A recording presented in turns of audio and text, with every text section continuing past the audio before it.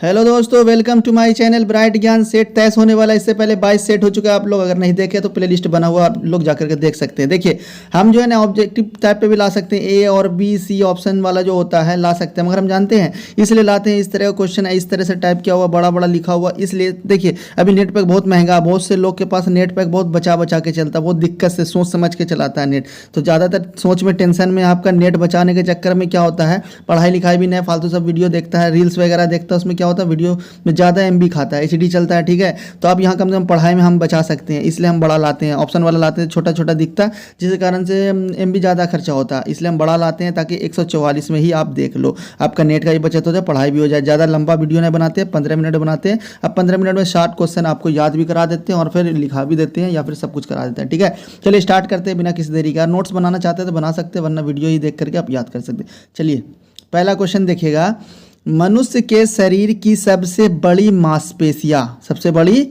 मांसपेशियां कौन सी है? देखिए आपको पता होगा सबसे बड़ी मांसपेशियां कहाँ, आपका जो कूल्हा है ना, बैक साइड जिसको बटक बोलते हो, उसके वहां से लेकर के नीचे आपका जांघ तक, ठीक है, सबसे बड़ा मांसपेशियां वही है। अगर आप लोगे तो सबसे बड़ा आपका बटक के पास ही होगा, ठीक है, वहां तक भी आप ले सकते हो। तो ग्लूटेयस मैक्सिमस नाम है। देखिए मैक्सिमस से मैक्सिमम समझिएगा, ग्लूटेयस, ठीक है। आदमी क्या करता है, गुलाटी अगर लेता है तो आदमी क्या करता है, कहीं ना कहीं जाके बैठ सकता है। तो बैठता है किस पे, हाथ कुल्ले पे ही बैठता है, तो ग्लूटेयस बोलते हैं उसको, ठीक है। ग्लूटेयस मैक्सिमम आप याद कर सकते हैं, ऑप्शन देखिएगा आपको याद हो जाएगा। चलिए अगला क्वेश्चन देखिएगा, शरीर का घाव किस विटामिन से जल्दी भर जाता है? समझ रहे हैं? जैसे दवा वगैरह आप लीजिएगा या फिर विटामिन सी की आपकी मात्रा ज़्यादा होगी शरीर में तो क्या होगा, घाव आपका जल्दी भरेगा, वरना क्या होगा, लेट लगेगा। इसलिए जब हम लोग दवा वगैरह खाते हो सकता है उसमें विटामिन सी मिला हो। अब विटामिन सी खट्टे पदार्थ में आपको मिलेगा, जैसे आंवला वगैरह आप खाओगे तो उससे भी विटामिन सी मिलता रहेगा आपको, और शरीर में घाव जल्दी भरेगा, आपका बीमारी जल्दी ठीक होगा। समझ गए? तो शरीर में घाव भरना है तो विटामिन सी आपको लेना पड़ेगा। चलिए अगला क्वेश्चन देखिएगा, D2O, D2O ड्यूटेरियम ऑक्साइड, आपको याद होगा हाइड्रोजन का 3 समस्थानिक, प्रोटियम, ड्यूटेरियम और ट्रिटियम, ठीक है। अब देखिए कैसे इसको आप याद रखिएगा। देखिए हाइड्रोजन की परमाणु संख्या कितना है, 1 है, तो हाइड्रोजन यहाँ पे 1 लिखिएगा। फिर यहाँ पे हाइड्रोजन की परमाणु, देखिए यहाँ पे जो लिखा जाता है ना, परमाणु का संख्या लिखा जाता है, यहाँ में द्रव्यमान, तो 2 लिखिएगा। फिर यहाँ H लिखिएगा, 1 लिखिएगा, ऊपर में 3 लिखिएगा, ठीक है।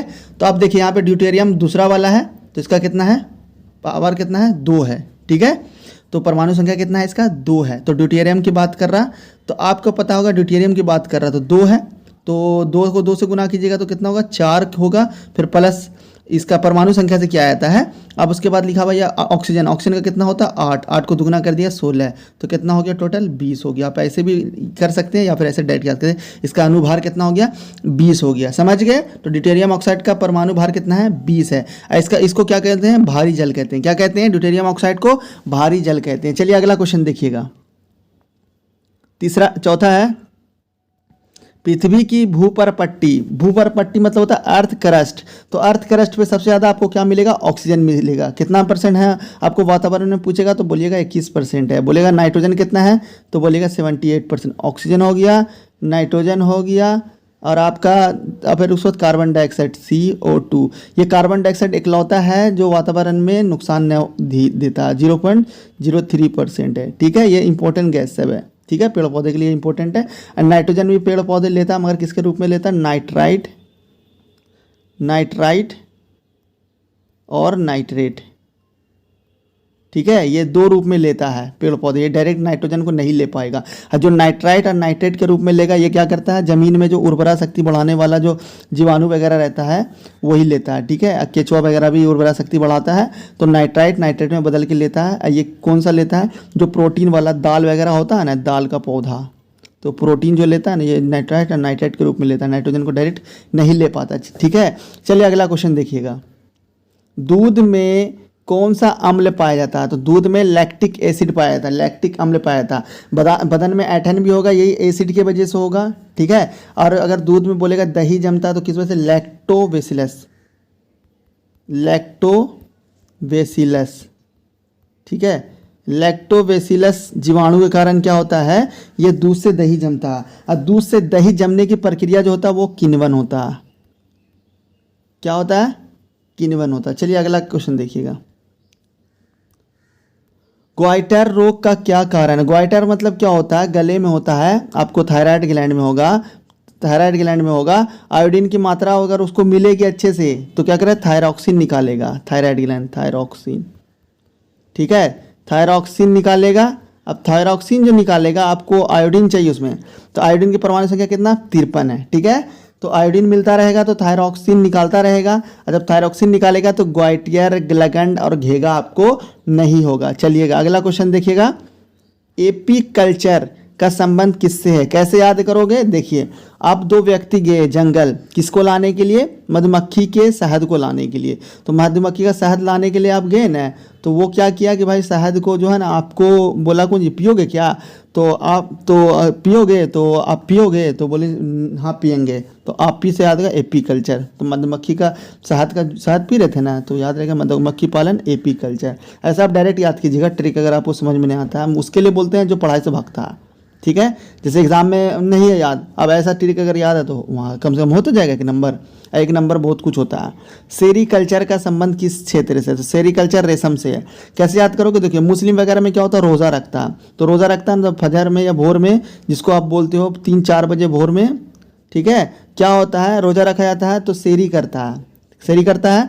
तो अब यह कहा, रेशम का साड़ी पहन के एक लेडी सो गई थी, ठीक है, तो वो सेरी करने उठी, ठीक है, तो रेशम से आपको याद आएगा सेरीकल्चर, ठीक है, याद रहेगा, ऐसे याद कर लीजिए, अब सेरीकल्चर रेशम से संबंधित है। चलिए अगला क्वेश्चन देखिएगा, विटीकल्चर।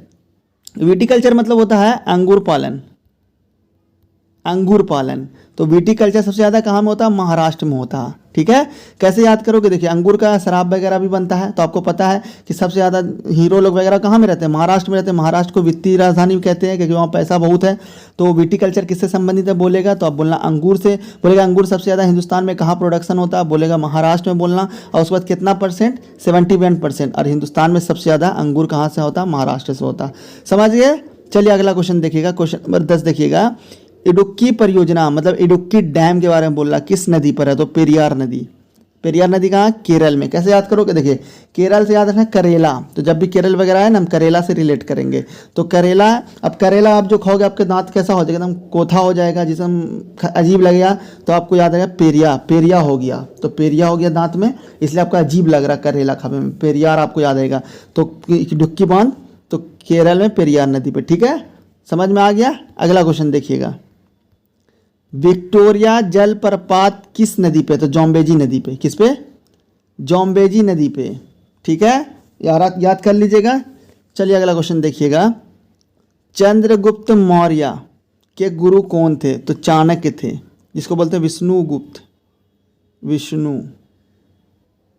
विष्णुगुप्त, ठीक है, ये भी नाम है, चाणक्य और विष्णुगुप्त दोनों एक ही नाम है। तो चंद्रगुप्त मौर्य का गुरु, आप अगर मूवी देखे होंगे अक्षय कुमार का चंद्रगुप्त, तो उसमें आपको देखे होंगे आपका चाणक्य बहुत बुद्धिमान था। लास्ट टाइम में भी राजा को सजा हो गया था, तो वो अपने से एक कोई गलती करके सजा ली था, ठीक है, दोनों साथ था, मौत तक भी आने के लिए रेडी था, कोई दिक्कत नहीं, तो इतना मानता था। तो चाणक्य था गुरु चंद्रगुप्त मौर्य का, ठीक है। चलिए अगला क्वेश्चन देखिएगा, ठीक है, अगला क्वेश्चन देखिएगा, अंग्रेजों को सूरत में व्यापार करने के लिए किस मुगल शासक ने अनुमति दी थी? तो आपको पता है जहांगीर। ये काम को करेगा? ये मुगल साम्राज्य का एक राजा है जहांगीर। तो कैसे याद करोगे? जहांगीर, जहां मन वहां गिर। तो क्या करे? अंग्रेज लोग के सामने गिर गया, सूरत में बिजनेस करने के लिए दे दिया, ठीक है। तो सूरत में याद आएगा, सूरत में बिजनेस करने कौन दिया? तो बोलना जहांगीर। तो जहांगीर बोलेगा किसका बेटा? तो आपको याद रखना भाजी, बाबर, हुमायूं, अकबर, जहांगीर। जहांगीर किसका बेटा है? अकबर का, ठीक है। तो ये पूरा जहांगीर से याद आएगा, इतना पूरा रखना, ठीक है। चलिए अगला क्वेश्चन देखिएगा, अगला क्वेश्चन देखिएगा, 11वीं शताब्दी में उज्बेकिस्तान से भारत कौन आया था? 11वीं शताब्दी। देखिए 11वीं शताब्दी का मतलब क्या होता है आपको पता होगा, 1100 साल, ठीक है। तो उज्बेकिस्तान से कौन आया था? अल-बरूनी, मोहम्मद गजनबी, महमूद गजनबी के साथ आया था अल-बरूनी, ठीक है, उज्बेकिस्तान से आया था, ठीक है। चलिए अगला क्वेश्चन देखिएगा, अमीर खुसरो का जन्म कहाँ पर हुआ था? पटियाला। पटियाला कहाँ? पंजाब के अंदर है, ठीक है। पंजाब के अंदर पटियाला, अमीर खुसरो का जन्म कहाँ हुआ था? पटियाला में। कब? 1253 में। आयोडीन की परमाणु संख्या 53 है, तो आप याद रखोगे 1253। अमीर खुसरो, तो खुश रहो, नमक खाओ खुश रहो, तो आयोडीन याद आएगा। आयोडीन की परमाणु संख्या 53 है, 1253। आपको ऑप्शन में 53 दिखेगा, आप बस मार दोगे, ठीक है। इतना डिटेल नहीं देता कि 1253 दे दे तो इसके बाद 1653 देता, ऐसा नहीं देगा। 53 आप देखोगे याद आ जाएगा आपको। चलिए अगला क्वेश्चन देखिएगा। महाराष्ट्र कब बना? तो याद है ना, 1960 में 1 मई को। 1 मई को क्या कहते हैं? मजदूर दिवस। मजदूर दिवस 1 मई को याद रहेगा।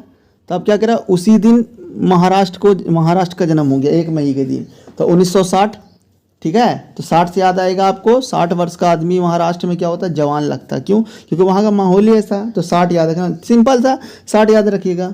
1960 में 1 मई को है मजदूर दिवस, ठीक है। चलिए अगला क्वेश्चन देखिएगा। जावा प्रोग्रामिंग लैंग्वेज का आविष्कार किसने किया? तो जावा प्रोग्रामिंग का लैंग्वेज जेम गोसलिंग। देखिए जावा का गेम वगैरह आप लोग खेला होगा छोटे मोबाइल में, ठीक है। अब एंड्रॉयड आ गया, एंड्रॉयड मोबाइल आ गया। अब उसके बाद देखिएगा जावा प्रोग्रामिंग के बारे में बोल रहा, तो गोसलिंग। चलिए याद कर लीजिएगा, स्टैटिक जीके था। अगला क्वेश्चन देखिएगा। नौकलेश्वर उत्सव किस राज्य में मनाया था? नौकलेश्वर उत्सव उड़ीसा में। उड़ीसा की राजधानी क्या है? भुवनेश्वर है। नौकलेश्वर उत्सव कहाँ मनाया था? उड़ीसा में। उड़ीसा की राजधानी क्या है? भुवनेश्वर है। चलिए अगला क्वेश्चन देखिएगा। URL का फुल फॉर्म क्या है? Uniform resource locator. Uniform resource locator, important question है, याद कर लीजिएगा। अगला क्वेश्चन देखिए। नोबेल प्राइज विजेता सबसे युवा कौन थी? तो मलाला यूसुफजई। मलाला यूसुफजई। देखिए कैसे याद किया, नोबेल प्राइज मिला तो उसको कोई मलाल रहेगा? सबसे कम उम्र की तो और मलाल नहीं रहेगा, तो सबसे कम उम्र की युवा बोलते हैं जिसको, तो मलाला यूसुफजई, ठीक है। कहाँ की थी? पाकिस्तान की थी, पाकिस्तान की रहने वाली थी, ठीक है। चलिए आज के लिए इतना सही रहने दीजिए। चलिए, थैंक यू फॉर वॉचिंग।